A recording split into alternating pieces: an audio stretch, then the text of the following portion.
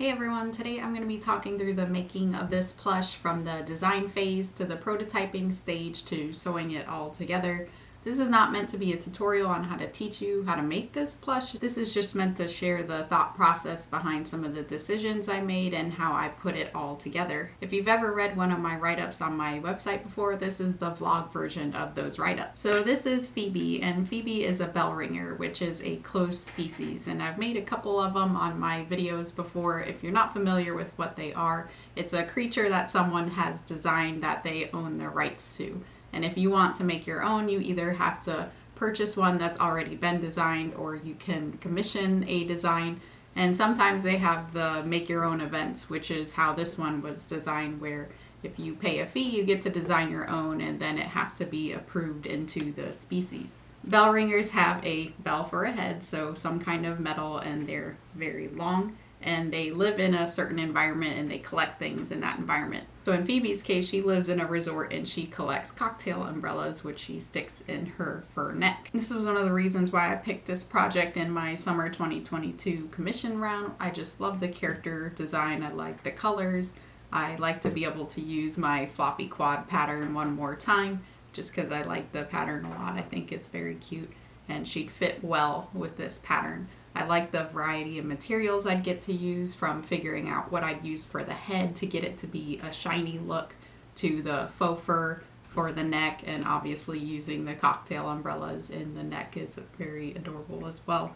And then figuring out something for her rope tail. For this commission, I did send swatches of the Minky to my client because she lived in the US. I typically don't send swatches to my international customers just because it's impractical, and I'll usually just send photos instead. Nothing really compares to having the Minky in your hands when making those decisions, and oftentimes the colors I would pick for a character are different from what my client ends up picking. I'm really glad I sent swatches to this client because the Minky colors I would have chosen for Phoebe would have been totally different from what she ended up picking. And she was just appearing different in color on every monitor I have, from my phone to my laptop to my PC. A really good decision to send those swatches to my client this time. So this is a Shannon Minky swatch book. It comes with 2 different sets here, and you can see all the different colors that exist in Shannon. It's not totally inclusive. There's some weird one-off colors, which I'll talk about in a minute, but it's really helpful to have one of these just so you don't buy something that you think it's a certain color and when you get it in person then it looks totally different. I had figured that Phoebe's body color would end up in the gray range, so I sent swatches of all the grays, but then I also sent Simply Taupe, which is a newer color that I hate the name of because there's taupe and then there's Simply Taupe, and they're 2 very different colors. So I also had sent Simply Taupe because it was in that brownish gray range, and that's actually what she ended up picking for the body, and I would have picked something in the gray range. On top of that, for her belly, my client chose Vanilla Custard, which isn't a common Shannon color. So I have it added into my book here for those discontinued colors or these one-off colors. They don't come in this Shannon swatch book, but I put them in here just so I don't forget that they exist when I'm selecting colors. Vanilla Custard is this middle color here, and it falls between ivory and vanilla, so it's a very appropriate name. And this is just a one-off color. I don't know what it was, but just one day it appeared on the Shannon website of all the colors they have. It wasn't listed under coming soon. Usually when they make new colors, they sit in the coming soon section for a long time and eventually they become available. But this color just appeared on their website one day. So I ordered some. I ordered 2 yards, and I think what it is either just a dye lot gone really wrong. And I say really wrong because from time to time you'll order a color that you're used to getting and it just looks totally different from a color you get before. And that's just because dye lots are really hard to do. It's hard to get that color consistent over time. Or maybe this was just a special run. Maybe somebody requested that it be made and then they had some left over. So that Vanilla Custard was used for her belly. So I was really happy that she chose that color because, again, I have 2 yards of it and I actually haven't even used it since I bought it. The other colors chosen were Shell for the tips of her wings and then her tips of her paws, and then yellow for her spots and just some of the other detail colors. She has mochi paw pads and they're super cute, and I use Hope and Textiles color number 78, which is the closest match to yellow that they have. And I was happy to use the mochi again just because this is some of my favorite details on the plushie when using mochi instead of Minky. So Phoebe was going to be made with my floppy quad pattern. The question was just what size. The client requested that she was at a scale where we could put the cocktail umbrellas in her neck. So we weren't sure at the time whether the medium or the large was going to be the size we were going to go with. She was scheduled to be late in my commission line, and so when it got closer to the time, I have a spare prototype of the body of my floppy quad pattern just lying around, and it was the medium size. So when I finally ordered some cocktail umbrellas for the plush, just double checked to make sure that it was the right size. It was a good size for the cocktail umbrellas, and I'm glad that it was only the medium size because she's already very long. So if we did the large size, then it would have been ridiculously long. My other concern when just addressing the design up front with my client was how her head was going to rest. Typically, when you have a really long neck, it tends to just droop forward, and I was worried that it was going to have to lay on the ground. The head can get so heavy that it just pulls the neck down, and then it just rests on the ground. So I wanted to get the neck at least raised a little bit off the ground, but just in case, I wanted to let the client know that it's very possible that her head was just going to rest on the ground because of gravity. I started with the sugar cookie ferret version of the floppy quad pattern because the ferret was already pretty long, but Phoebe needed to be even longer. So I took that pattern and then added a few inches to the body.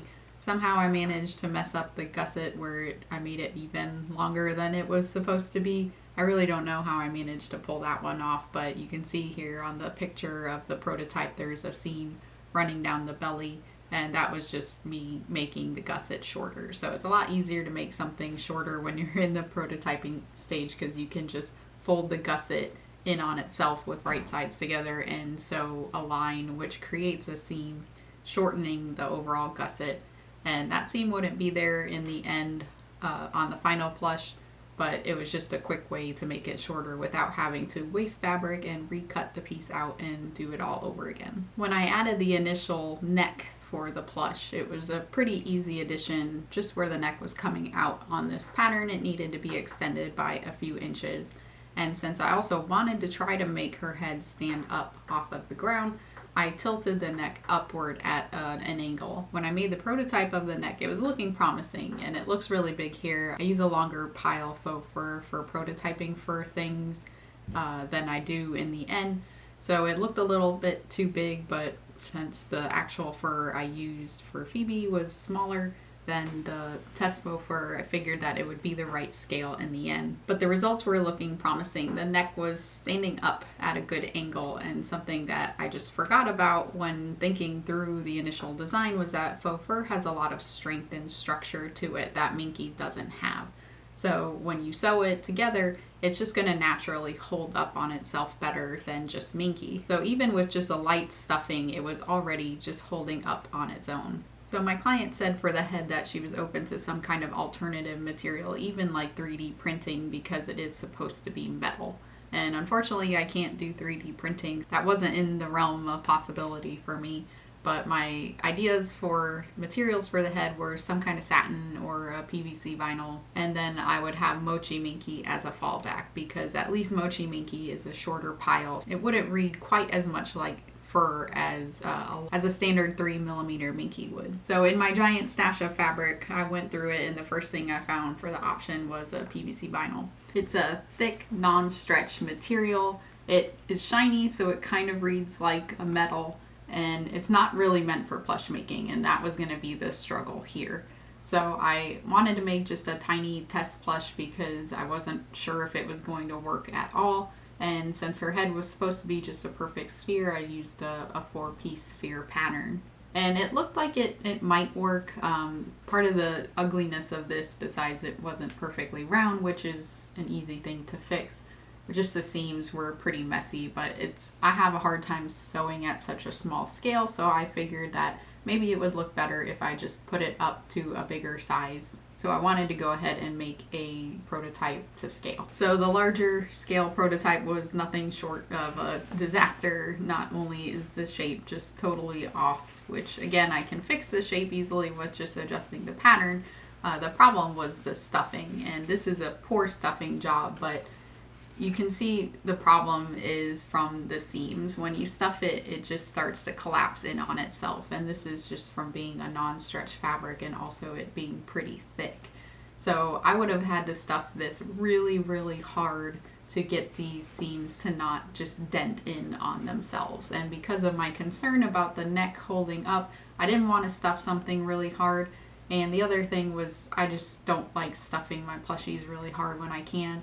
Sometimes it's inevitable, you have to do that in certain areas, but I figured that there was a better option than this. So the next thing I found in my stash was a satin, and this was a thin, non-stretch satin that I had laying around, and I really liked how shiny it was. It caught the light really well, and it read just more like metal than the PVC vinyl did. So I made another small prototype, and again, even though the shape wasn't perfect, I really liked how it was looking, so I went ahead and I made a larger scale prototype. Now that prototype, I don't know what I did, but it came out very football shaped, which again, the shape I can work with. It's more of the material itself causing issues is something that I can't work around. I made adjustments to that pattern to fix the shape of it to make it more round. I did have a seam going down the front of the face, but I would remove that later on in the process. I really don't like having seams down the front of the face if I can help it, especially on a simple face like Phoebe's. It just distracts from the overall design of the plush, and also when you have embroidery, or in my case sublimation, running down the front, it can be hard to align the face, and if it's asymmetrical then it doesn't really look professional. For now, I had the seam in the prototype. When I would finalize the pattern later on, I just seam rip down to a certain point. I'm going to convert that seam into two darts, one at the top of the head and then one at the bottom of the head. And I just mirror that pattern across that middle seam just towards the center where it naturally kind of creates a more straight line. So I drew on the face on the prototype, and it looks pretty smudged here. Just that satin over time was absorbing that marker and kind of just, it was bleeding out in the fabric. I also started prototyping the ears, and the ears had a lot going on. And I started with just a single pattern piece, so a front and a back, and it has a built-in fold in the front here. And I do have a video on how to pattern folds like this. If you want to check it out, I will link it. But I wanted to do the simple fold for the front here. This line along the front of the ear here on the reference wasn't as curved as this line of the ear in the back. So with that simple fold patterning tutorial, you can't get severe curves like this because you would have to add a dart down here. Where you fold the ear, it's just going to form a straight line. The other thing with this fold here, it had a set of tufts on the inside here and then also on the outside. So with the folding method, you can't have a set of tufts here. You would have to either hand sew it on, or you'd have to add a seam, which then defeats the point of it being the folded over method. So after a couple of attempts of getting the shape right with just the simple folded part on the front here, I went ahead and added this second fold on the back. So this fold is added by adding a whole separate pattern piece on top of the ear when you sew it. So if you imagine when you sew an ear together, or you don't have to imagine, I'll just put it up here, you're going to have a front of the ear and you're going to have the back of the ear. And you sandwich them together with right sides together, you sew it, you flip it right side out, and then that forms the ear. If you wanted to add a separate fold, what you do is you add another piece of fabric between the two sandwich parts. So you want to have it on the front side, and then you would just sew it into the seam when you sew the ear as you normally would. If you just add a single piece of Minky, you're going to have a raw edge along the inside here, and you're also going to have the wrong side of the fabric showing on the inside of the ear. So you actually have to sew the fold together as its own pattern piece first. So you only need to sew together the inside where the raw edge would be showing. You can leave the edge out here raw, and then that raw edge gets sewn into the seam that forms the outside of the ear just as normal. So then when you flip it right side out, then this inner piece comes to the front and forms a fold, just like it would on the simple method. So you can see why I prefer the simple method. It's just a lot easier and faster to do it that way, but it's not always possible with the shape of the ear. Sometimes you have to do this other method where you add another pattern piece to the ear to suggest that fold shape. This inner piece here is also a separate piece. It's supposed to be like a bat ear, so it's got this extra little piece here. And this was just a piece with some felt in it. It's just got one piece of felt as stabilizer, and this entire ear also has one piece of felt in it as well. And the details, the color transitions were done with applique, and then these lines here are just embroidery. And then she also has a bunch of spots throughout the ear. She's got a bunch on the back, some on the side, and then there's one on the separate fold also. So again, with patterning symmetrical pieces, I'll typically only make one at a time, just so I can make a different iteration on the next one. But with this ear, since I was happy with how one ear came out, I didn't want to have to make it again, so I could just Photoshop to appear as if I had made two of them, just to check the overall proportions and make sure everything's looking good. So when I added the prototype head to the neck, I started to see the issue that I was concerned about of the head just falling down to the ground. But it was still looking like it was possible because the head was very light. So I used that satin material, which was very thin, very light. So when I stuffed it with mochi stuffing, the overall head wasn't very heavy at all. So putting it on that neck wasn't adding too much weight where it was causing it to droop too much. The problem was actually in the pattern of the back of the neck. I had made the length of the front of the neck and the back of the neck pretty much the same, but to lift the neck off of the ground, you need to remove some length from the back of the neck where it meets the body. And I can kind of simulate it here. If I just pull on the neck, you can see how it'll come up off of the ground. So this is just simulating if I were to remove an inch, it would come more like this. So all I had to do was just remove some length from the back of that neck where it met the body, and then it starts lifting the neck off of the ground. I didn't want it to sit too high since it's supposed to be a lying floppy pattern. If I make it too high, it would just be kind of an awkward pose overall, and then when you lift it up, she would just be looking in the air the whole time. So I think somewhere in the middle was a good compromise. The other thing with having a long neck and the head at the end is that it causes the plush to be front heavy. So you need to do some counterbalancing of the plush. And that was fine because my floppy plushies have poly pellets in them anyway. It's a way to make them floppy. So by adding a pretty big beanbag of poly pellets in the butt area, having this tail add some weight as well, that's going to help the plush be more balanced overall.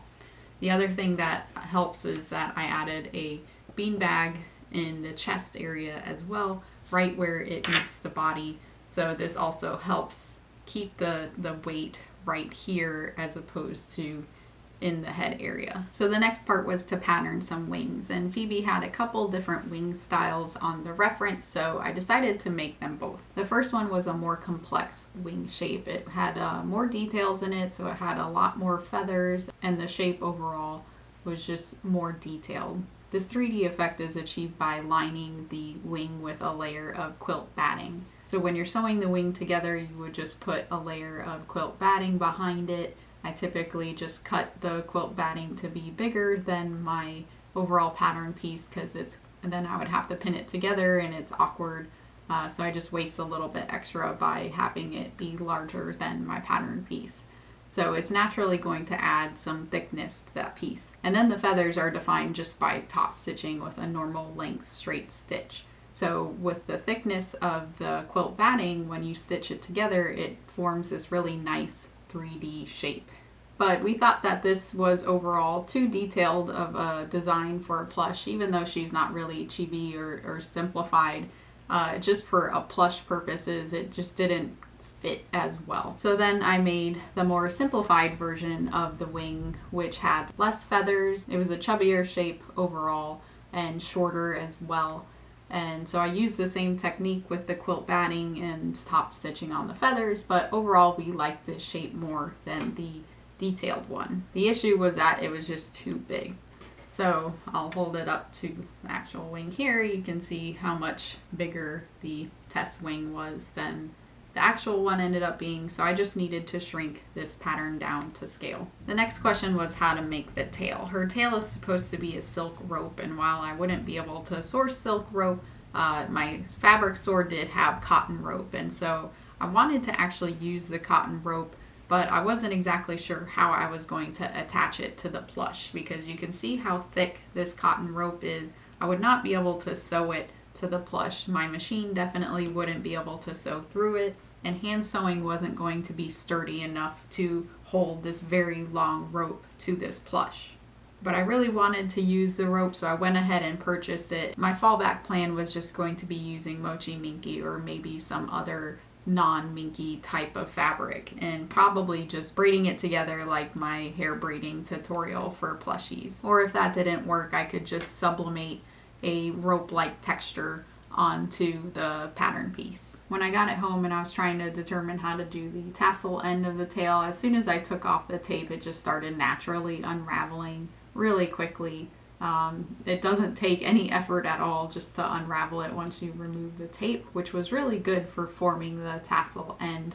But then I needed to actually finish off that end of the rope because I don't want the whole thing to unravel, so it needs to end at a certain point. I wasn't quite sure how I was going to do this during the prototyping stage. For now, I just left the tape on the area where I wanted it to stop unraveling, but I still needed to figure out how to connect this rope tail onto the plush. So another idea I had was possibly gluing some fabric onto the rope and then sewing that fabric to the plush, but I don't like the idea of using glue on something like this. Whenever it's load bearing, I've just found from my cosplay days that glue just tends to let me down every single time. So I reached out to some plush making friends in the Discord that I'm in, and they came up with the idea of forming a stopper for the tail. And what that meant was basically using some kind of material, and foam was what I ended up using, where you're going to cut a hole into the foam and then feed the rope through the foam, and then knot the rope on the other side where it won't be able to go back through that hole. And then you insert the tail with the stopper into the plush and feed it through the hole that the tail comes out of. And because this stopper is larger than the hole where the tail comes out from, that tail is not going to be able to be removed from the plush. So you can just pull on it and it's never going to come out because of how large the stopper is. I love the idea of using foam because it was still soft for the plush, and then having that rope knotted at the end too didn't have any issue with the rope possibly coming unraveled up there. So that was the perfect method to get that tail into the plush. So I still had details to add, the gem, the beads, and then finishing off the edge here. But I was going to figure that out later on when I was working on the final plush. So with the major parts of this plush pattern, I needed to go to the details then.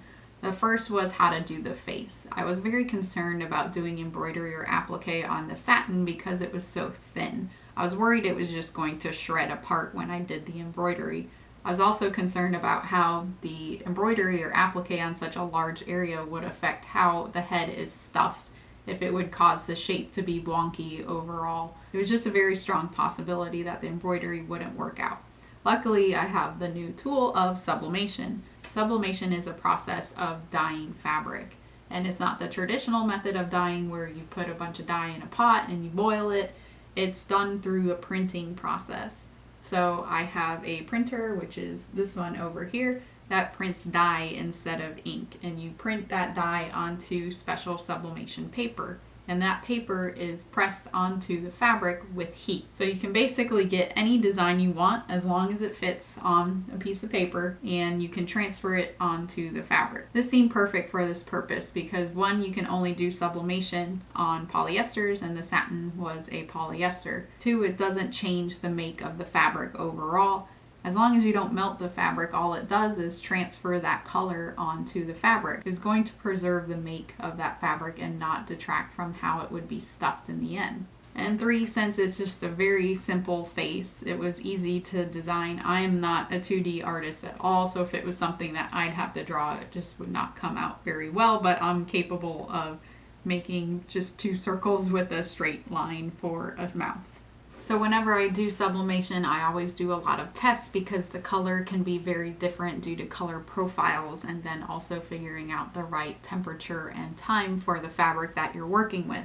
So since I needed to test out my satin, I just had a little sugar cookie ditto left over from when I very first got my sublimation set up. I was making these dittos to test it out, and so I still had some prints left over from that. I'm not sure if I just messed up the color or something, and clearly it doesn't look very good because it's blotchy, but that was more of an issue of not applying the right temperature or pressure with the heat press. But it was looking like it would work just fine, so I went ahead and printed out a couple of blacks, and yes, these are supposed to be black, but again, depending on the temperature and the time, it can vastly change the color that you're applying, even if it looks way different on your computer.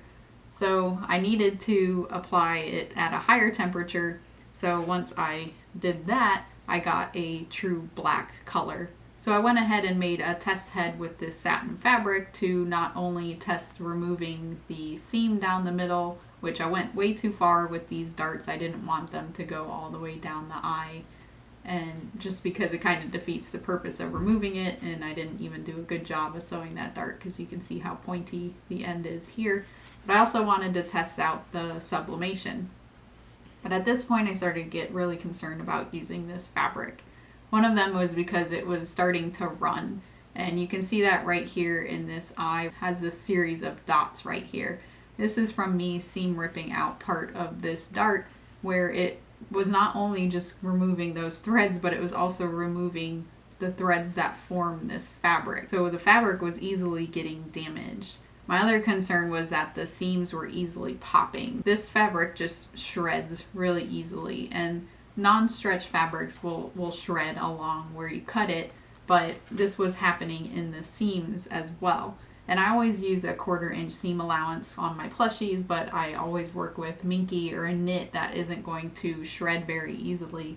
But with this fabric, it was just popping at the seams. So I could have used a larger seam allowance and even finished off the edges with a serger or something like that. But I was concerned about the durability of this fabric, especially over time. So I decided to go back to the store and find a different fabric. So what I found was a stretch satin. So this was still a satin, so it was still nice and shiny, but it was also a stretch, which is very good for plush making purposes. So I wasn't going to have the issue of the edges ripping because it was a knit, and it would be better for stuffing overall since it was stretchy. It wasn't quite as shiny as the non-stretch satin, which was a shame, but overall this fabric was going to be more durable and better suited for plush making than the other thin satin that I was using. Another reason I liked this new stretch satin fabric for the head was because it would be easier for the darts to form a clean shape. When you have a stretch fabric, they're not going to have as much of a risk of being a pointy end to the dart. Often when you finish off a dart, like I showed on the prototype, this end where it is can be a point and not look very clean, but it's easier to make a nice round shape with a dart with a knit than it is with a non-stretch. I also tested out the sublimation on this fabric, and you can see how splotchy it is, and this is just a problem of applying too high of a temperature, and also it could be a pressure issue. I just have a simple easy press, so I have to control the pressure myself. But that was fixed with just playing with the temperature.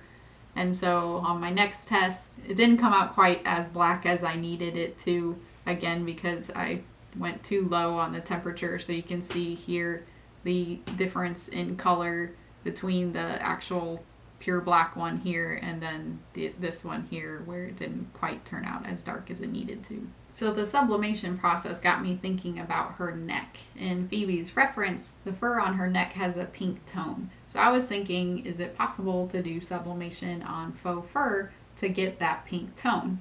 The problem with doing sublimation on faux fur is that it melts very easily and you need to apply a high temperature to transfer the dye. But I wanted to try it out anyway. So I got out some scrap pieces of faux fur and took out one of my scrap ditto prints and applied it to the faux fur, and it melted. So that's why you can see the ditto more clearly than you would expect, because the faux fur is going to move around, so you're not going to be able to transfer a design because the pile of the fur just moves. But this one actually melted, so you can hear that it's actually just formed into a hard top here. But the color did transfer really well, so this seemed like it might be able to work. So unfortunately this is going to be hard to see because of how subtle the effect is. I did eventually get the color to transfer without burning the faux fur at a lower heat of 300 degrees for a minute. And this just transferred a light green onto this faux fur that was basically perfect for the purposes I need, because the pink tone on Phoebe's fur was supposed to be so light. I printed out 4 different pink tones to transfer to this ivory fur just to test it out. I ended up liking one of the pinks on it, and again, it's all very hard to see because it is so subtle, and my phone just really didn't like taking pictures of this, but I liked one of the pink colors, so I decided to tone down the opacity in the file that I was printing. So at 50% opacity, I really liked the overall pink effect that it gave to the fur, where you're going to have the base ivory color, and then you're going to have the pink tone on top, because you're laying the paper on top of the fur. It's not going to sink into the fur on the bottom. It's just going to have a little tone on top of the fur. And then it's just going to be every so often because the fur moves around. So you're just going to have a light effect on it. But I really like how it looks, and it's a shame it doesn't read well on a video or on a picture, because it is really pretty in person. So the next step was to draw on all the markings that I needed to do. I always use a water-soluble marker for this, just because the air-soluble can dissolve over time, and I want it to stay on so that I can eventually rip apart the pattern and then scan it into my computer so I can trace over it directly to design the embroidery. So the tough part with Phoebe was that she was going to have a couple different hoopings for her body. Her body is so long that it's larger than my biggest hoop. That means that I'm going to have to hoop it twice for one pattern piece to do the embroidery. I'm going to fit as much as I can in one hoop, in my longest hoop, but then I'm going to have to re-hoop that again when I'm done to do the rest of the embroidery. Now, I've had to do this a few times with my floppy quad. I had to do this with Aki's body pattern because he was so long, and he was also my large pattern, so it just was never going to fit in one. He was much more difficult though because he has a applique going continuously across his body. So I wanted to avoid doing this with Phoebe.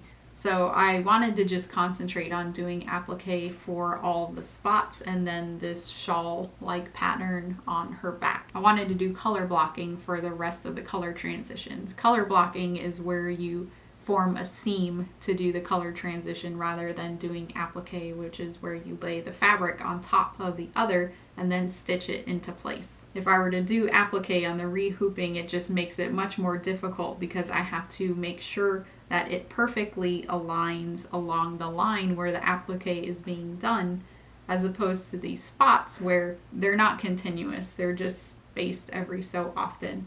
So if one doesn't perfectly line up with the other, it's okay. So on the embroidery design for her body, I believe the first hoop ended about here, where I was able to fit all of this into my long hoop, and then these last spots back here had to be hooped separately. And it came out pretty well.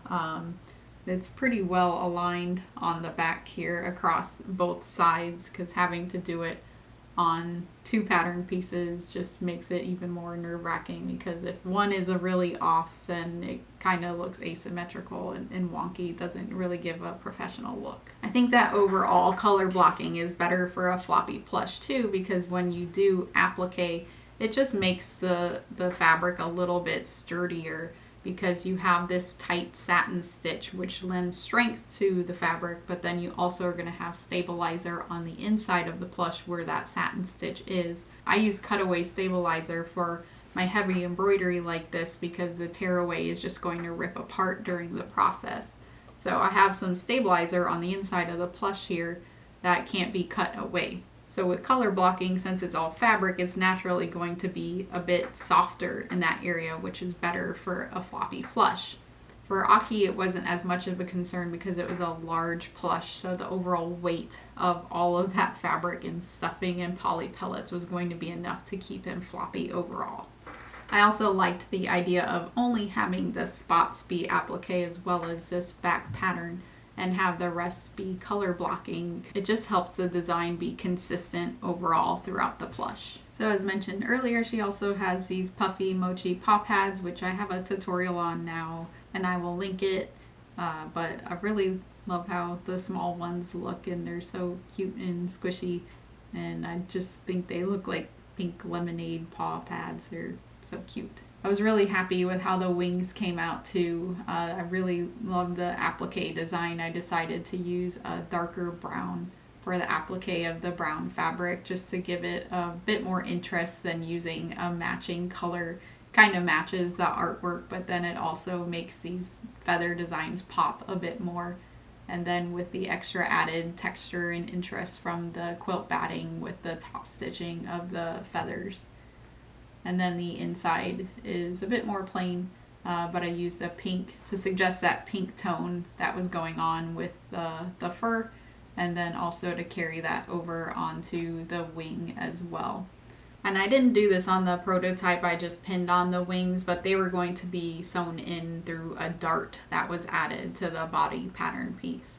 So by adding a dart in the area where you want the wings to be, you can machine sew them into the plush rather than hand sewing them on. So when you're sewing the dart together, before you pin it together, you just place the wing inside of that area and then you pin it up, sew it together just as you would normally with that dart, and then it machine sews the wing into the body. I prefer this just because I don't like hand sewing. I find it really tedious, and it's also less sturdy than machine sewing, and it also will give a bit of a floppier effect for the wings. Depending on how you hand sew them, they might not be as floppy as they were here. They might have a sturdier base to the body, so they wouldn't be able to move as much. Overall, she came together pretty easily once I got all the applique embroidery done, which took a long time because there's just so much of it. There was a lot of color blocking to do, so all these color transitions needed to be cut out and sewn together, and I always press my color transitions too with color blocking. They say you're not supposed to iron Minky, but you can, you just don't apply too much heat because it can melt. But it helps just define this color blocking a little bit more. It makes this seam more crisp and it looks a little bit more professional. So now I needed to finish the tail off and add those additional details. So I needed to finish off the end right here where the tassel needed to stop. So I ended up using a thread sealing tape here, which is used in like faucets and sinks. It's stretchy, it's white, so the color, if it ended up showing through in any way, it would have been good for this rope. And it was just really good at getting a very tight seal to the rope where I wasn't worried about it unraveling over time. So the beads are made from a flannel backed satin. After my fiasco with the original satin I was using, I was really concerned about using a type of satin like that again for the beads.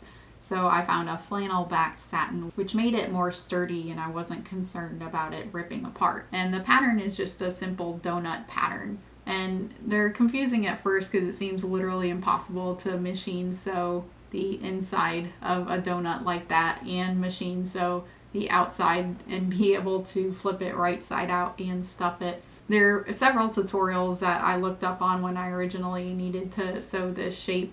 I'll link my favorite one in the description, and everyone learns differently, but out of all the tutorials that I watched and read, this one explained the process of sewing it together better than any of the other ones did. So after sewing together 4 donuts like this, I just had to stuff them and then hand sew the hole closed and then thread them through onto the rope. But then I needed to add this additional tiny rope detail onto the tail to secure the beads in place. Originally, I was planning on unraveling the rope to use it for these extra little pieces of rope that are between the sides of the beads, but once I got this home and saw how easily it unraveled, it was going to be impossible to use that to form the little rope. So I had to go back and buy this smaller version of the rope, but I was concerned about how I was going to finish off the ends of the tiny rope, because I did buy a blend of cotton and synthetic rope for this, and I was hoping that I'd be able to burn the edges, which is typically how you finish off synthetic rope like this. If you burn it, since it is synthetic, it just kind of seals itself. But when I burned it, it didn't work, and it also just unraveled almost as easily as the big cotton rope did. I didn't want to just leave the tape on the end just as is, because the tape's not really going to look good, and it just kind of feels bad to have just a tape on the end of the rope as a way to finish it. So then I was thinking, okay, how else can I seal this rope? Well, I thought about shoelaces. Shoelaces have that cap on the end, and I was thinking that I could make my own version of that cap. So my thought was to use Worbla. Worbla is a flexible plastic material that's used in cosplay that I had laying around, and I had a clear version of Worbla. So when you heat it up, it'll also stick to itself. So I figured that I could make a little cap out of this Worbla. So when I took out my Worbla, I was still using the rope that had the tape around it where they cut it at the store to keep it from unraveling. So when I placed that rope on top of the Worbla with the tape on and used my heat gun, but once I heated up the Worbla with the tape on top, the tape just started to melt and form a cap on top of the end of the rope. So it was kind of an aha moment that I was like, oh, well, Worbla is plastic, but tape is also plastic. The Worbla made a very thick cap that it would have worked, but just having that extra thickness in here wasn't as good as having this tape, which just melted and sealed off the end of the rope, so it was perfect. So then I just took that rope and I tightly wound it around the tape that I used to seal off this tassel, and then I fed it through to the top here, so the ends of the rope are just sitting in the middle here where they're covered up by these beads, and then I did apply some glue onto these ends just to secure it a little bit more rather than just relying on these beads holding it down. So stuffing a floppy plush is a pretty strategic process because you don't want to stuff it in a way where it won't be able to flop at all. I think a lot of people's intuition with stuffing plushies is to stuff them hard to get the shapes pushed out and to avoid any wrinkles, but with a floppy plush, that's kind of what you want. You want it to be very soft, and these wrinkles are just because you've stuffed them so softly, but if you don't stuff them soft, then they're not going to flop. One way to help with the flop is to add poly pellets as weight, and I use poly pellets, but some people will use glass beads as well. So I have poly pellets in each of the feet to help with the weight of making them nice and floppy. Then I stuff the legs with YEQIN Textiles mochi stuffing. This is the softest stuffing that I own. It's my absolute favorite for very soft purposes. And I specifically used YEQIN Textiles stuffing because on a floppy plush like this, a risk is that the body won't be flush with the ground. It will be slightly raised up from the ground where they're not actually laying on the ground. They're kind of hovering because their legs are so stiff that it's actually keeping the plush from being flush to the ground. So part of that reason is due to the patterning of the plush, specifically in this leg area with the gusset. Depending on how you pattern it, it can stick out a lot more towards the bottom or towards the ground, where it's just going to keep the belly raised off of the ground. But another reason is how it's stuffed. It needs to be stuffed very softly so that it can also help promote just being flush to the ground.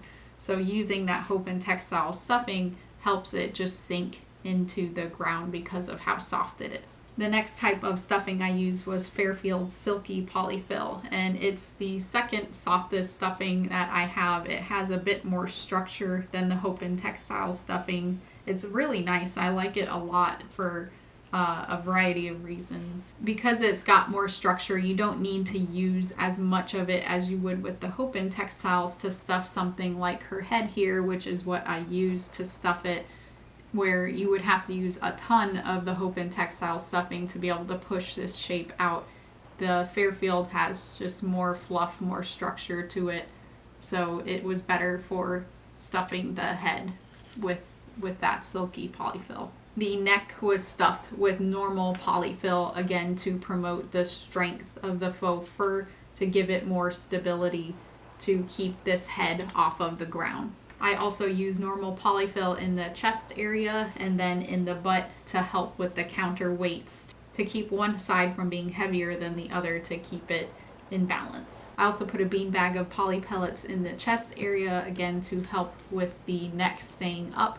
And then I put an even heavier beanbag of poly pellets in the butt to help with that counterweight. So in the middle, she's stuffed with Fairfield Silky Polyfill, again because it has a little bit more structure, so you don't have to use as much as the Hope and Textiles, but it's also still very soft, so it's great for the floppy plush. And because of the counterweights placed in the chest, in the butt, and in the legs, she is very floppy. So she's got a really nice weight to her, and she moves around very well, and she is a good floppy plush. So she didn't have a whole lot of hand sewing that I needed to do. One was the ears, because of how they're sewn into the head on just a straight seam in this very soft fabric. They were even floppier than this, so I just needed to give them a little bit extra strength by doing some additional hand tacking of the ears to the head. Also, obviously finishing off the hole in the back where she was stuffed, and then doing the needle sculpting on the paws to give them the extra cute factor. So the last step was to add in the cocktail umbrellas into her fur, and there was nothing special about this. I just stuck them right into the faux fur because the backing's a bit strong. It takes a bit of work, but I purposely did not want to permanently add them into the fur. I was concerned about how much this plush would be handled. They are just paper cocktail umbrellas, so they can easily get damaged, and I even broke a couple of them trying to get them in here because you have to really push them in.